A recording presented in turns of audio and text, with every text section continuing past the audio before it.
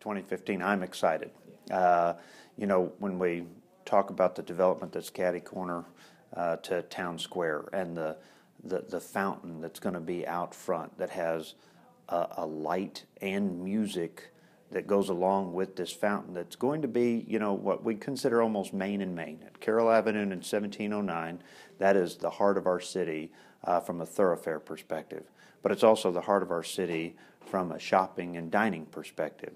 So when folks are traveling every day to and from work and back and forth to home, as well as visiting our community, that is going to be another just outstanding example of quality development in the city of Southlake.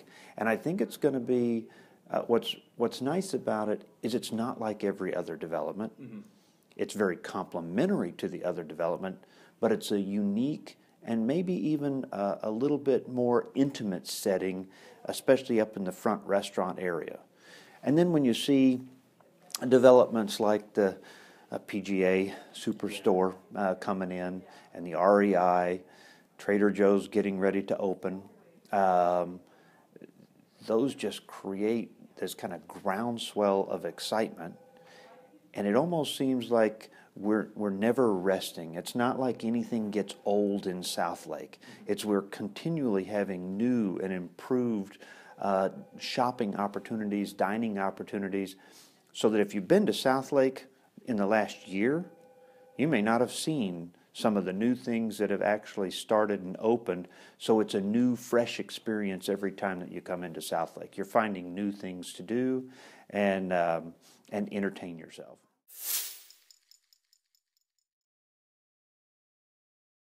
You know, it's not necessarily all just new restaurants and new shopping. I think one of the neatest things that's going to be happening in the city is our community recreation center. And the Marq, which we have called it, has already started building a reputation. And we've had a lot of dialogue with folks in the community and different organizations like our senior center folks, all the youth athletic associations. They are so excited about this coming to reality. But then we've also positioned it, and we went through months and months just to determine the name for the center. And a lot of communities don't spend that amount of time on the details and the thought process that went into the naming. What is this center going to be used for? And we believe that one of the premier opportunities is for weddings and big events. And you know what? When a mother and a daughter are planning a wedding, they're looking for something that is classy. They don't want just a rec center. So when you talk about the Aria, which is the name of our outdoor amphitheater, where many weddings will take place if they're outside, and the Marq, so now you're talking about having your wedding invitations read the Marq at Southlake and reception in the Aria. So these are things that the moms and daughters get excited about. Those are the kind of things that we think about. Most people are probably thinking, that's not a big deal. It's just a name of that center. It's going to be a big deal. And that center is going to provide not only new development, but it's going to be a new attraction. And it's going to provide services that our community, our citizens who pay their taxes, have been asking for a number of years. And I tell you, as an elected official, few things are more fulfilling than to know that your citizens have been requesting something for so many years, and now through hard work and a lot of team effort, you're bringing it to them at their request and not increasing their taxes to make it happen. Mm-hmm. That's exciting.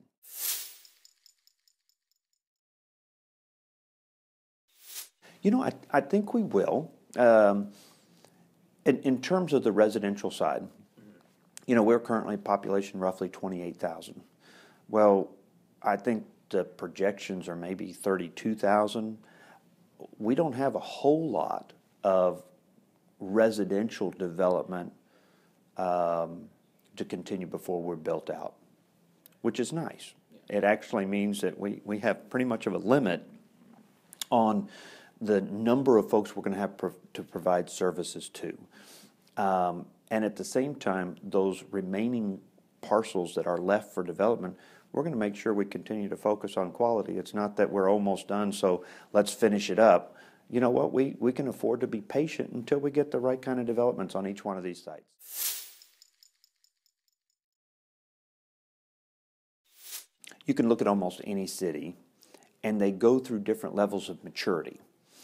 And if you were to go back when I moved into town in 1997, and we had one Dairy Queen, that was our single restaurant, and Feed Store Barbecue was still a feed store, you didn't have a whole lot of need for a big economic development tourism department, because I knew the Belt Buster was a really great burger, but it wasn't bringing folks from all over the Metroplex and beyond.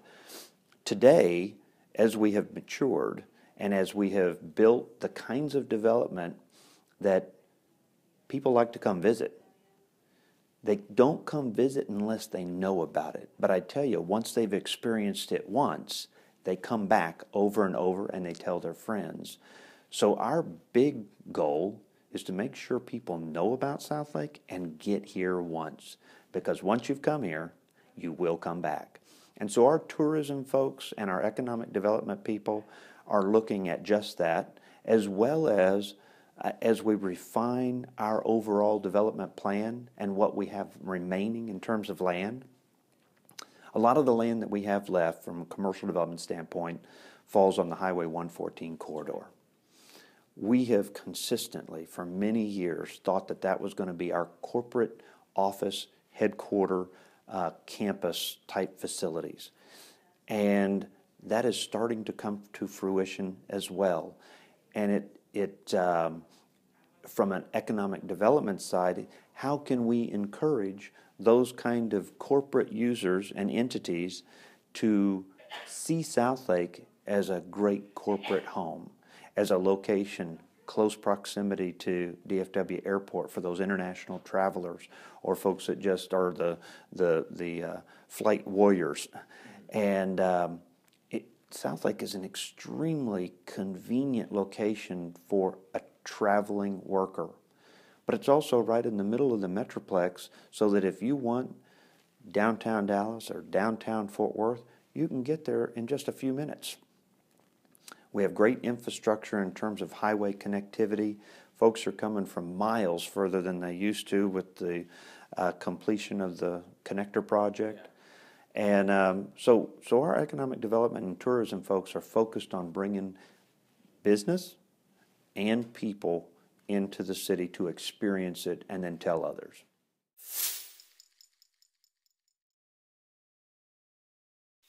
With growth, there are always challenges. I would say that when we take our citizens survey, and you don't have to take a survey to know what one of our biggest challenges are, and that's traffic.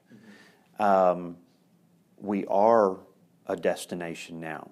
So not only do we have our own citizens trying to get back and forth to work, and a lot of that's on 1709, it's also where all of our shops are located. So everybody who's coming to visit is trying to use 1709.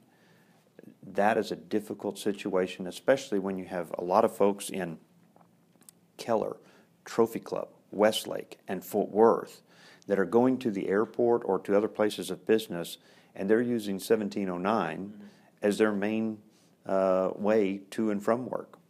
We're very hopeful, and part of the planning, is when 1938 is completed, that's going to be a reliever for a lot of that traffic coming from the west.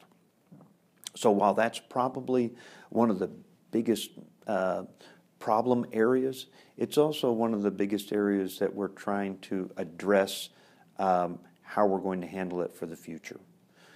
And then I would say another big area of concern, and not just for us, but for this entire region, is water. Oh, definitely.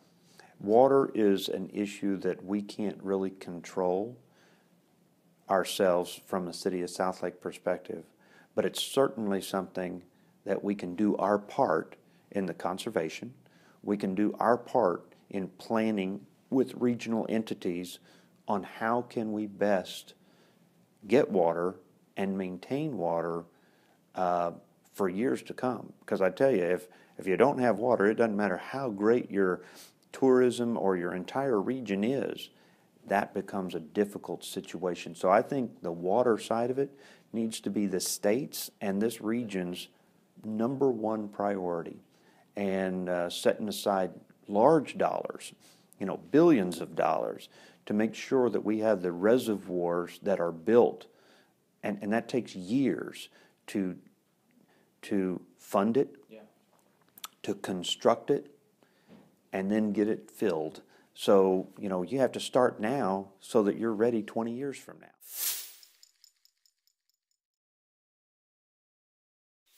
Possibilities. I think even as much as we have grown and as much has been developed, there are so many possibilities still out there. And I look forward to seeing what some of those things that haven't been thought of yet that'll come up in 2015. And I'm looking forward to, as an election comes up in May and new people get on the council, there's going to be new ideas. And it's going to be fun to watch what other people do and try to implement, and what are their visions and goals, and how are they going to put those in place. So I think for me, especially coming to the end of my term, 2015 represents kind of a end of a period of time with my involvement, but the beginning of some new vision from folks who are, there's a different excitement level from when you first start. Yeah. And it'll be nice to see some folks with that new, fresh excitement, and we're going to go get it done kind of attitude. So I'm looking forward to that. I think the possibilities are endless.